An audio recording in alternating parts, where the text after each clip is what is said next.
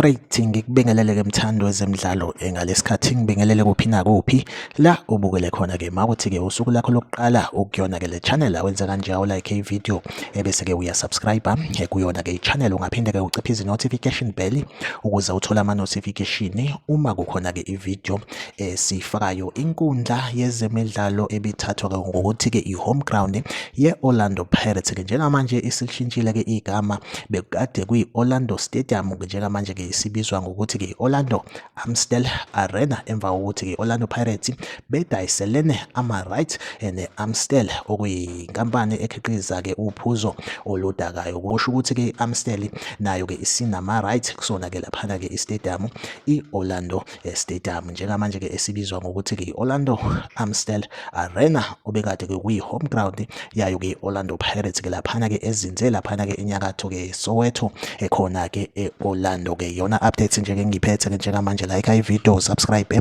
kuyona-ke i-channel ungaphinde-ke ucommente futhi kwi-comment section. Okwamanje-ke ivideo yethu asibambe la nesisale kahle.